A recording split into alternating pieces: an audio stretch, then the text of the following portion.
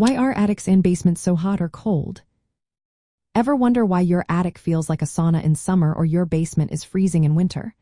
It all comes down to how heat moves through your home and how well it's protected. Let's break it down. Heat travels in three ways: through conduction, convection, and radiation. Conduction is heat moving directly through materials like walls or floors. Convection involves air moving, which can carry heat away or bring in cold air. Radiation is heat transfer through invisible waves, like sunlight warming your roof. Insulation acts as a barrier to these heat transfers. It traps tiny air pockets that don't conduct heat well, keeping warm air inside during winter and blocking heat from entering in summer. Attics tend to get very hot because they are directly exposed to sunlight and the heat from the roof. If your attic isn't properly ventilated, hot air gets trapped, making the space even warmer. Installing soffit vents at the eaves and ridge vents at the peak helps air circulate and carry heat away. Using insulation like loose fill or batt insulation in the attic ceiling also keeps heat from passing into the living spaces below.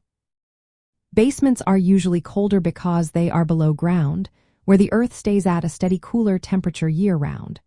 But if your basement isn't insulated or sealed well, cold air can seep in through cracks and gaps. Moisture can make basements feel even colder and damp. Properly insulating basement walls and floors helps reduce heat loss. Foam board or spray foam insulation are common options. Sealing air leaks around windows, pipes, and foundation cracks also keeps cold air out and prevents drafts. Improving insulation and ventilation in both areas can save you money on heating and cooling bills. When your attic is better insulated and ventilated, your air conditioning doesn't have to work as hard in summer. Likewise, insulating your basement keeps heat in during winter.